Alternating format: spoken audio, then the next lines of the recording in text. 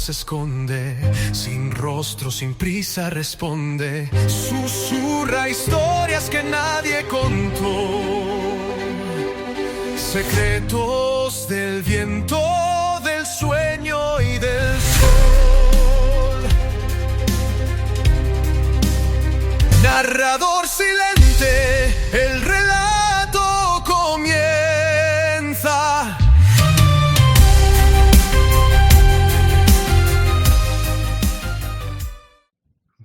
Buenos días, buenas tardes, buenas noches, de donde nos estén escuchando. Es un gusto tenerlos de vuelta en este podcast llamado Narrador Silente. Bienvenidos al episodio 39, donde daremos lectura a la sexta parte de una novela llamada El Señor de las Moscas, escrito y publicado en el año de 1954 por el autor William Golding. Te invitamos a escuchar la novela desde la parte 1. Ya se encuentran las primeras 5 partes en el podcast. Y conocer así el contexto completo de esta historia que comienza. Y si te gusta el contenido, difunde y juntos compartamos el placer de escuchar historias. En la novela, Golding emplea imágenes muy concretas, como el caracol, la hoguera, la máscara de los cazadores, que se convierten en símbolos de civilización, esperanza y pérdida de identidad. Por ejemplo, el caracol representa el orden, la democracia y la autoridad colectiva. Su destrucción simboliza el fin del orden social. Sin más, ¿les parece si comenzamos? Capítulo 6. El monstruo del aire.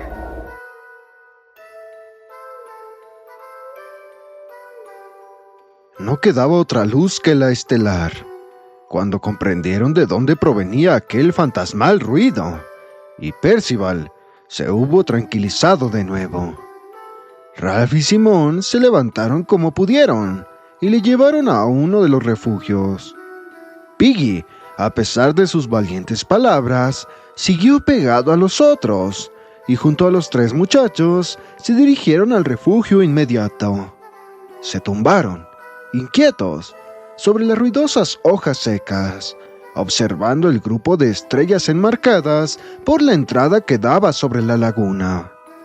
De cuando en cuando, uno de los pequeños gritaba en otros refugios, y en una ocasión, uno de los mayores habló en la oscuridad. Por fin, también ellos se durmieron. Sobre el horizonte se alzaba una cinta curva de luna, tan estrecha que creaba un reguero finísimo de luz, apenas visible aún al posarse sobre el agua. Pero había otras luces en el cielo, que se movían velozmente, que chispeaban o se apagaban, y sin embargo, no les llegó a los muchachos ni el más leve eco de la batalla que se libraba a 15 kilómetros de altura. Y del mundo adulto, les vino a caer una señal sin que en aquel momento hubiese ni un solo muchacho despierto para descifrarla. Surgió una repentina y brillante explosión, y una huella luminosa serpenteó en el aire. Después, la oscuridad de nuevo, y las estrellas. Una pequeña mancha descendía sobre la isla, una figura que caía rápidamente bajo un paracaídas. Un cuerpo, de que colgaban brazos y piernas inertes. Los vientos, cambiantes con la altura, lo arrastraban a su capricho. Pero cuando se encontraba a 5 kilómetros del suelo, el viento más constante lo arrastró en una curva descendente que cruzó el cielo, sobre el arrecife y la laguna, hacia la montaña. El cuerpo cayó encogido entre las flores azules de la ladera, pero ahora soplaba a aquella altura una brisa suave, y el paracaídas aleteó con sacudidas que lo entreabrían y lo replegaban. La figura fue remontando así, con los pies arrastrándose tras el cuerpo, la montaña.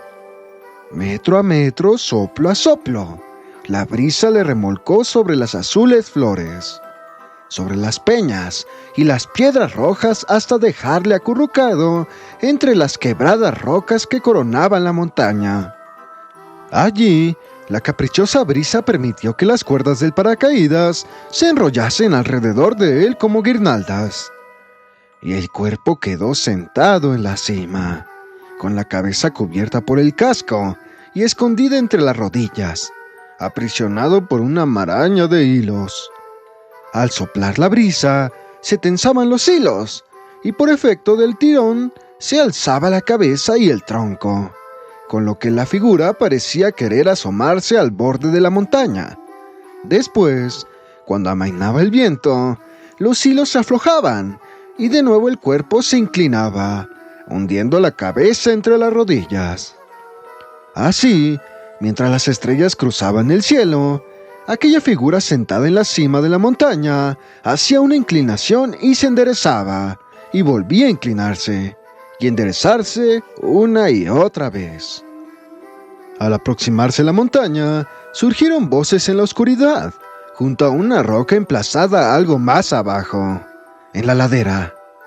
Dos muchachos, dos sombras opacas que se habían aún en medio dormidos, se levantaron de un montón de leña y hojas secas.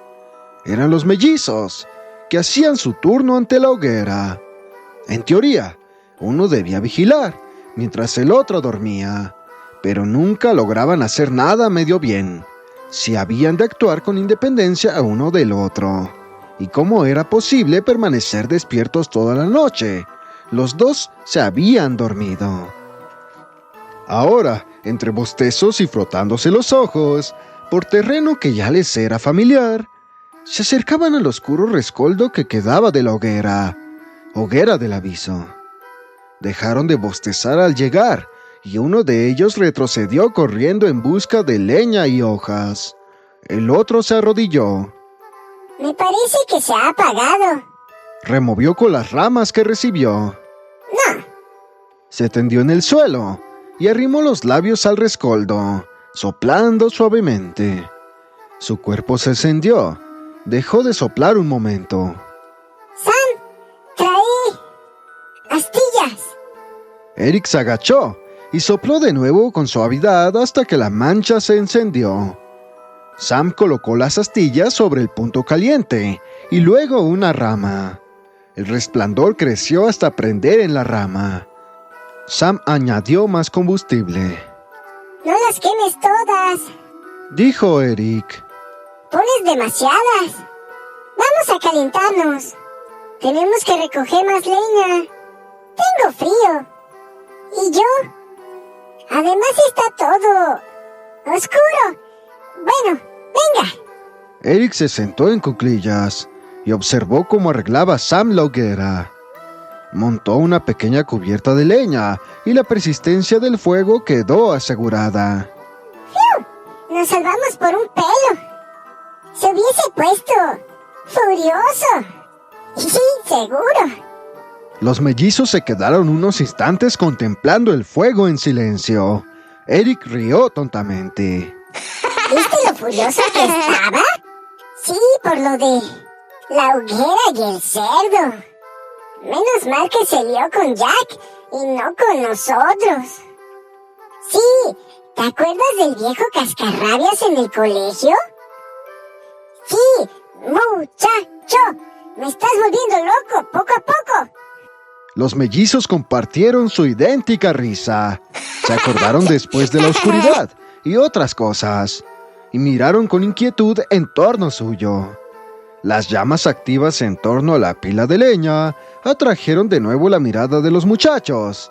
Eric observaba los gusanos de la madera, que se agitaban desesperadamente, pero nunca lograban escapar de las llamas. Y recordó aquella primera hoguera, allá abajo, en el lado de mayor pendiente de la montaña, donde ahora reinaba completamente la oscuridad. Pero aquel recuerdo le molestaba, y volvió la vista hacia la cima. Ahora emanaba de la hoguera un calor que les acariciaba agradablemente. Sam se entretuvo arreglando las ramas de la hoguera tan cerca del fuego como le era posible. Eric extendió los brazos para averiguar a qué distancia se hacía insoportable el calor. Mirando distraídamente a lo lejos, iba restituyendo los contornos diurnos de las rocas aisladas en aquel momento que no eran más que sombras planas. Allí mismo estaba la roca grande y las 3 piedras, y la roca partida, y más allá un hueco. Ahí mismo. Sam, ¿qué pasó? Nada. Las llamas se iban apoderando de las ramas. La corteza se enroscaba y desprendía. La madera estallaba. Se desplomó la pila y arrojó un amplio círculo de luz sobre la cima de la montaña. Sam. ¿Qué? Sam. Sam miró irritado a Eric. La intensidad de la mirada de Eric hizo temible el lugar, hacia donde dirigía su vista. Lugar que quedaba a espaldas de Sam. Se arrastró alrededor del fuego, se acurrucó junto a Eric y miró. Se quedaron inmóviles, abrazados uno al otro. 4 ojos, bien despejados, fijos en algo, y 2 bocas abiertas. Bajo ellos, a lo lejos, los árboles del bosque suspiraron y luego rugieron. Los cabellos se agitaron sobre sus frentes y nuevas llamas brotaron de los costados de la hoguera. A menos de 15 metros de ellos sonó el aleteo de un tejido al desplegarse e hincharse. Ninguno de los muchachos gritó, pero se apretaron los brazos con más fuerza y sus labios se fruncieron. Permanecieron así agachados quizá 10 segundos o más, mientras el avivado fuego lanzaba humo y chispas y olas de variable luz sobre la cumbre de la montaña. Después, como si entre los dos tuviesen una única y aterrorizada mente, saltaron sobre las rocas y huyeron. Ralph soñaba. Se había quedado dormido tras lo que parecieron largas horas de agitarse y dar vueltas sobre las crujientes hojas secas. No le alcanzaba ya ni el sonido de las pesadillas en los otros refugios. Estaba de regreso en su casa, ofreciendo terrones de azúcar a los potros desde la valla del jardín. Pero alguien le tiraba del brazo y le decía que era la hora del té. ¡Ralph, despierta! Las hojas rugían como el mar. ¡Ralph, despierta! ¿Qué pasa? Hemos visto... ¡La fiera! ¡Bien claro! ¿Quiénes son? ¿Los mellizos? ¡Hemos visto a la fiera! Cállate, Piggy. Las hojas seguían rugiendo. Piggy tropezó con él, y uno de los mellizos le sujetó cuando se disponía a correr hacia el oblongo espacio que encuadraba la luz decadente de las estrellas. ¡No vayas! ¡Es horrible! Piggy, ¿dónde están las lanzas? Oigo él. Entonces cállate, no te muevas. Allí tendidos, escucharon con duda al principio, y después con terror, la narración que los mellizos le susurraban entre pausas de extremo silencio. Pronto la oscuridad se llenó de garras, se llenó del terror de lo desconocido y lo amenazador. Un alba interminable borró las estrellas, y por fin la luz, triste y gris, se filtró en el refugio. Empezaron a agitarse. Aunque fuera del refugio, el mundo seguía siendo insoportablemente peligroso. Se podía ya percibir en el laberinto de oscuridad lo cercano y lo lejano, y en un punto elevado del cielo, las nubecillas se calentaban en colores. Una solitaria ave marina aleteó hacia lo alto con un grito ronco, cuyo eco pronto resonó, y el bosque respondió con graznidos. Flecos de nubes, cerca del horizonte, empezaron a resplandecer con tintes rosados, y las copas plumadas de las palmeras se hicieron verdes. Ralph se arrodilló en la entrada del refugio y miró con cautela a su alrededor. Sam, Eric, llamen a todos para una asamblea. Con calma, vamos. Los mellizos, agarrados temblorosamente uno al otro, se arriesgaron a atravesar los pocos metros que les separaban del refugio próximo y difundieron la terrible noticia. Ralph, por razón de dignidad, se puso en pie y caminó hacia el lugar de la asamblea, aunque por la espalda le corrían escalofríos. Le siguieron Piggy y Simón, y detrás los otros chicos cautelosamente. Ralph tomó la caracola, que yacía sobre el pulimentado asiento, y la acercó a sus labios. Pero dudó un momento, y en lugar de hacerla sonar, la alzó mostrándola a los demás y todos comprendieron. Los rayos del sol que asomando sobre el horizonte se desplegaban, en alto como un abanico, giraron hacia abajo, al nivel de los ojos. Ralph observó durante unos instantes la creciente lámina de oro que les alumbraba por la derecha, y parecía permitirles hablar. Delante de él, las lanzas de caza se erizaban sobre el círculo de muchachos. Se dio la caracola a Eric, el mellizo más próximo a él. Hemos visto la fiera con nuestros propios ojos. No estábamos dormidos. Sam continuó el relato. Era ya costumbre que la caracola sirviese a la vez para ambos mellizos, pues todos reconocían su sustancial unidad. Era peluda.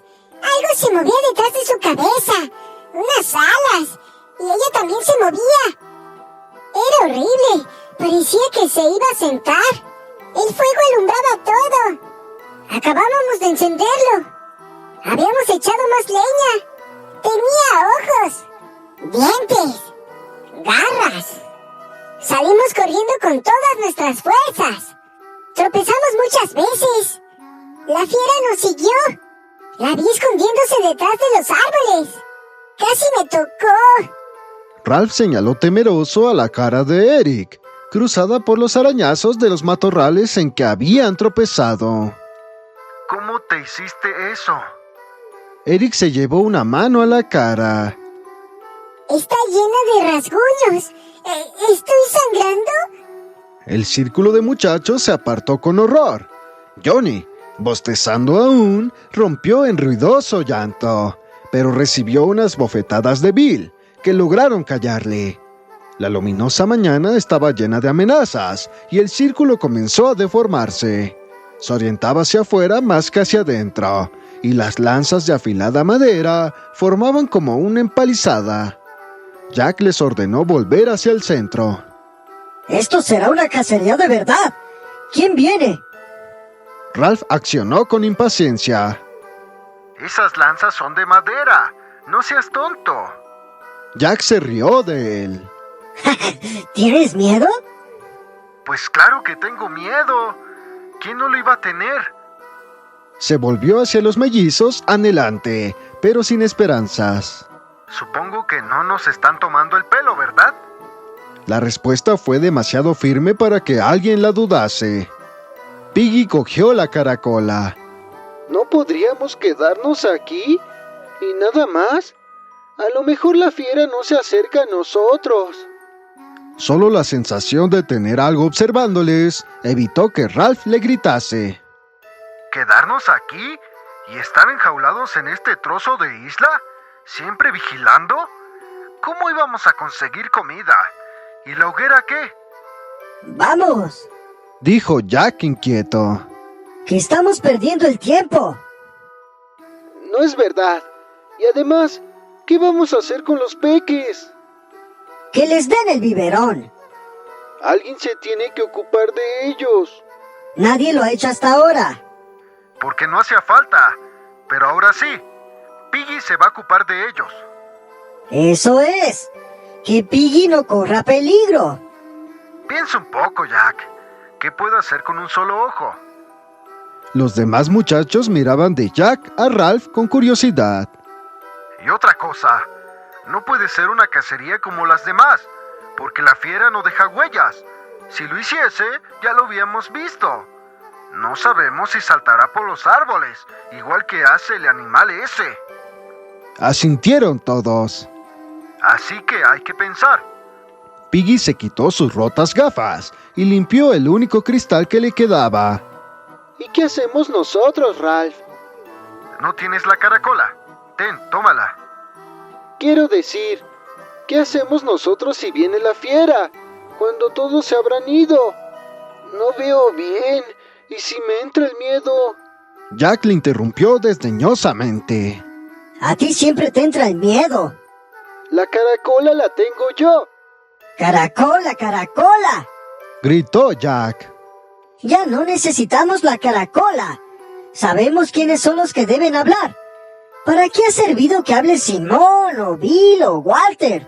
Ya es hora que se enteren algunos que tienen que callarse y dejar que el resto de nosotros decida las cosas. Ralph no podía seguir ignorando aquel discurso. Sintió la sangre calentar sus mejillas. Tú no tienes la caracola. Dijo. Siéntate.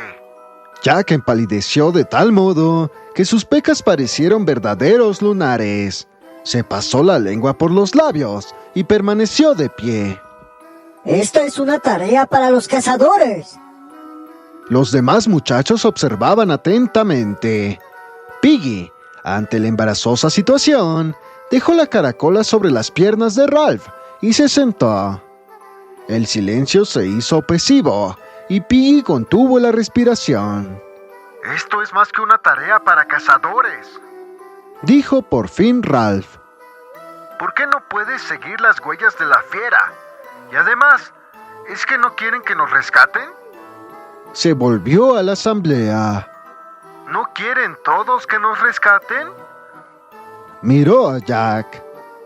Ya dije antes que lo más importante es la hoguera. Y ahora ya debe estar apagada. Le salvó su antigua exasperación, que le dio energías para atacar. ¿Es que no hay nadie aquí con un poco de sentido común? Tenemos que volver a encender esa hoguera. Nunca piensas en eso, ¿verdad, Jack? ¿O es que no quieres que nos rescaten? Sí, todos querían ser rescatados. No había que dudarlo. Y con un violento giro a favor de Ralph, pasó la crisis. Piggy expulsó el aliento con un ahogo. Luego quiso aspirar aire y no pudo. Se apoyó contra un tronco, abierta la boca, mientras unas sombras azules circundaban sus labios. Nadie le hizo caso. Piensa ahora, Jack. ¿Queda algún lugar en la isla que no has visto? Jack contestó de mala gana. Solo... pues claro, ¿no te acuerdas? El rabo, donde acaba la isla, donde se amontonan las rocas. He estado cerca. Las piedras forman un puente. Solo se puede llegar por un camino. Quizá viva ahí la fiera. Toda la asamblea hablaba a la vez. Bueno, de acuerdo. Allí es donde buscaremos. Si la fiera está allí, subiremos a buscarla a la montaña y a encender la hoguera. ¡Vámonos! Primero tenemos que comer, luego iremos. Ralph calló un momento. Será mejor que llevemos las lanzas. Después de comer, Ralph y los mayores se pusieron en camino a lo largo de la playa. Dejaron a Piggy sentado en la plataforma. El día prometía ser, como todos los demás, un baño de sol bajo una cúpula azul. Frente a ellos, la playa se alargaba con una suave curva que la perspectiva acababa uniendo a la línea del bosque, porque era aún demasiado pronto para que el día se viera enturbiado por los cambiantes velos del espejismo. Bajo la dirección de Ralph, siguieron prudentemente por la terraza de palmeras, para evitar la arena ardiente junto al agua. Dejó que Jack guiase, y Jack caminaba con teatral cautela. Aunque habrían divisado a cualquier enemigo a 20 metros de distancia, Ralph iba detrás, contento de eludir la responsabilidad por un rato. Simón, que caminaba delante de Ralph, sintió un brote de incredulidad.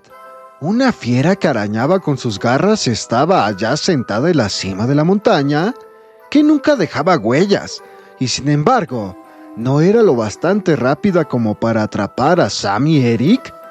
De cualquier modo que Simón imaginase a la fiera, siempre alzaba ante su mirada interior como la imagen de un hombre, heroico y doliente a la vez. Suspiró. Para otros resultaba fácil levantarse y hablar ante una asamblea. Al parecer, sin sentir esa terrible presión de la personalidad. Podían decir lo que tenían que decir como si hablasen ante una sola persona. Se echó a un lado y miró hacia atrás. Ralph venía con su lanza al hombro. Tímidamente, Simón retardó el paso hasta encontrarse junto a Ralph. Le miró a través de su lacio pelo negro, que ahora le caía hasta los ojos. Ralph miró de soslayo, sonrió ligeramente como si hubiese olvidado que Simón se había puesto en ridículo, y volvió la mirada al vacío. Simón, por unos momentos, sintió la alegría de ser aceptado, y dejó de pensar en sí mismo. Cuando tropezó contra un árbol, Ralph miró a otro lado con impaciencia, y Robert no disimuló su risa. Simón se sintió vacilar y una mancha blanca que había aparecido en su frente enrojeció y empezó a sangrar. Ralph se olvidó de Simón para volver a su propio infierno. Tarde o temprano llegarían al castillo y el jefe tendría que ponerse a la cabeza. Vio a Jack retroceder hacia él con paso ligero. Estamos ya a la vista. Bueno, nos acercaremos lo más que podamos. Siguió a Jack hacia el castillo, donde el terreno se elevaba ligeramente. Cerraba el lado izquierdo una maraña impenetrable de trepadoras y árboles. No podría haber algo allá adentro. ¿Ya lo ves? No hay nada que entre ni salga por ahí. Bueno, ¿y en el castillo? Mira. Ralph abrió un hueco en la pantalla de hierba y miró a través. Quedaban solo unos metros más de terreno pedregoso, y después los dos lados de la isla llegaban casi a juntarse, de modo que la vista esperaba encontrar el pico de un promontorio. Pero en su lugar, un estrecho arrecife de unos cuantos metros de anchura y unos 15 de longitud prolongaba la isla hacia el mar. Allí se encontraba otro de aquellos grandes bloques rosados que constituían la estructura de la isla. Este lado del castillo, de unos 30 metros de altura, era el baluarte rosado que habían visto desde la cima de la montaña. El peñón del acantilado estaba partido, y su cima casi cubierta de grandes piedras sueltas que parecían a punto de desplomarse. A espaldas de Ralph, la alta hierba estaba poblada de silenciosos cazadores. Tú eres el cazador. Ya lo sé, está bien. Algo muy profundo en Ralph le obligó a decir: Yo soy el jefe. Iré yo. No discutan. Se volvió a los otros. Ustedes escóndanse. Ahí. Y espérenme. Advirtió que su voz tendía o a desaparecer o a salir con demasiada fuerza. Miró a Jack. ¿Tú crees? Jack balbuceó. He estado por todas partes. Tiene que estar ahí. Bien. Simón murmuró confuso. Yo no creo en esa fiera. Ralph le contestó cortésmente, como si hablasen del tiempo. No, claro que no. Tenía los labios pálidos y apretados. Despacio se echó el pelo hacia atrás. Bueno, hasta luego. Obligó a sus pies a impulsarle hasta llegar al angostoso paso. Se encontró con un abismo a ambos lados. No había dónde esconderse, aunque no se tuviese que seguir avanzando. Se detuvo sobre el estrecho paso rocoso y miró hacia abajo. Pronto, en unos cuantos siglos, el mar transformaría el castillo en isla. A la derecha estaba la laguna, turbada por el mar abierto, y a la izquierda... Ralph tembló. La laguna les había protegido del Pacífico, y por alguna razón, solo Jack había descendido hasta el agua por el otro lado. Tenía ante sí el oleaje del mar, tal como lo ve el hombre de tierra, como la respiración de un ser fabuloso. Lentamente, las aguas se hundían entre las rocas, dejando al descubierto rosadas masas de granito, extrañas floraciones de coral, pólipos y algas. Bajaban las aguas, bajaban murmurando como el viento entre las alturas del bosque. había allí una roca lisa, que se alargaba como una mesa, y las aguas, al ser absorbidas entre la vegetación de sus 4 costados, daban a estos el aspecto de acantilados. Respiró entonces el adormecido Leviatán. Las aguas subieron, removieron las algas, y el agua hirvió entre el tablero como un bramido. No se sentía el paso de las olas, solo aquel prolongado minuto a minuto, bajar y subir. Ralph se volvió hacia el rojo acantilado. Ahí, entre la alta hierba, esperaban todos. Esperaban a ver qué hacía él. Notó que el sudor de sus manos era frío ahora. Con sorpresa, advirtió que en realidad no esperaba encontrar ninguna fiera y que no sabría qué hacer si la encontraba. Vio que le sería fácil escalar el acantilado, pero no era necesario. La estructura vertical del macizo había dejado una especie de zócalo a su alrededor, de manera que a la derecha del lado de la laguna se podía avanzar. Palmo a palmo, por un saliente hasta volver la esquina y perderse de vista, era un camino fácil y pronto se halló al otro lado del macizo. Era lo que esperaba, y nada más. Rosadas peñas dislocadas, cubiertas como una tarta por una capa de guano, y una cuesta empinada que subía hasta las rocas sueltas que coronaban el bastión. Un ruido a sus espaldas le hizo volverse. Jack se acercaba por el zócalo. No podía dejar que lo hicieses tú solo. Ralph no dijo nada. Siguió adelante y avanzó entre las rocas. Inspeccionó una especie de semicueva que no contenía nada más temible que un montón de huevos podridos, y por fin se sentó, mirando a su alrededor y golpeando la roca con el extremo de su lanza. Jack estaba excitado. Menudo lugar para un fuerte. Una columna de rocío mojó sus cuerpos. No hay agua para beber. Entonces, ¿qué es aquello? Había, en efecto, una alargada mancha verde a media altura del macizo. Treparon hasta allí y probaron el hilo de agua. Podríamos colocar un casco de coco ahí, para que estuviese siempre lleno. Yo no. Este sitio es un asco. Uno junto al otro, escalaron el último tramo hasta llegar al sitio donde las rocas apiladas terminaban en una gran piedra partida. Jack golpeó con el puño la que tenía más cerca, que rechinó ligeramente. ¿Te acuerdas? Pero el recuerdo de los malos tiempos que habían vivido entre aquellas 2 ocasiones dominó a los dos. Jack se apresuró a hablar. Si metiéramos un troco de palmera por debajo, cuando el enemigo se acercase. ¡Mira! Debajo de ellos, a unos 30 metros, se encontraba el estrecho paso. Después el terreno pedregoso.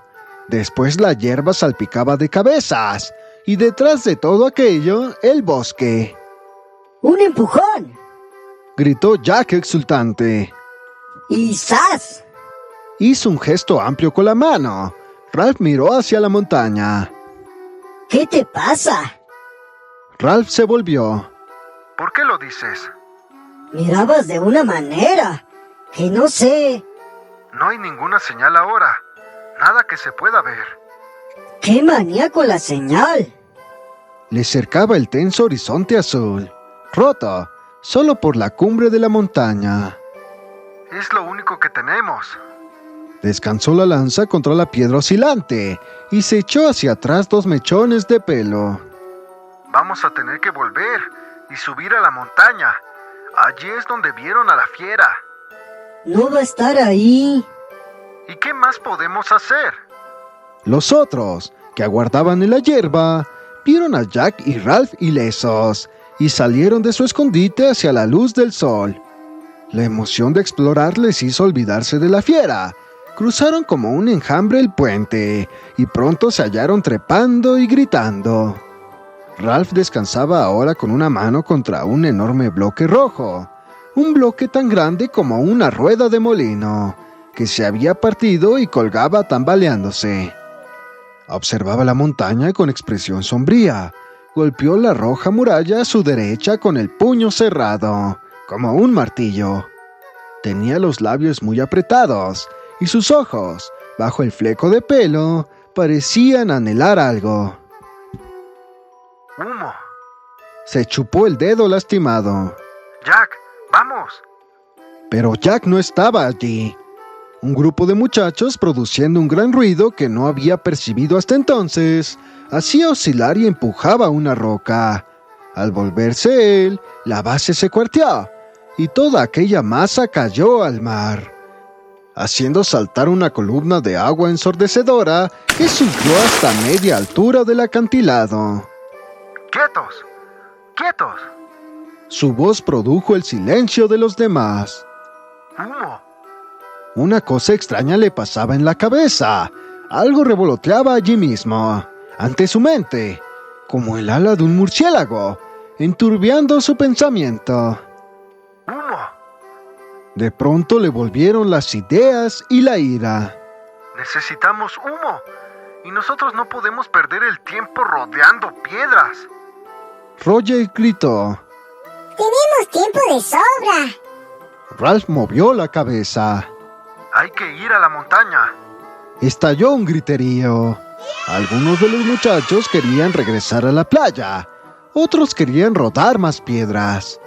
El sol brillaba y el peligro se había disipado con la oscuridad. Jack, a lo mejor la fiera está al otro lado. Guía otra vez. Tú ya has estado ahí. Podemos ir por la orilla. Ahí hay fruta. Bill se acercó a Ralph. ¿Por qué no nos podemos quedar aquí un ratito? Eso. Vamos a hacer una fortaleza. Aquí no hay comida. Dijo Ralph. Ni refugios. Y hay poca agua dulce. Esto sería una fortaleza fantástica. Podemos rodar piedras. ¡Hasta el puente! Digo que vamos a seguir. Gritó Ralph enfurecido. Tenemos que estar seguros. Ahora vámonos. Era mejor quedarnos aquí. Vamos al refugio. Estoy cansado. Que no. Ralph se despellejó los nudillos. No parecieron dolerle. Yo soy el jefe. Tenemos que estar bien seguros. ¿Es que no ven la montaña? No hay ninguna señal. Puede haber un barco allá afuera. ¿Es que están todos chiflados? Con aire levantisco, los muchachos guardaron silencio o murmuraron entre sí. Jack les siguió camino abajo hasta cruzar el puente.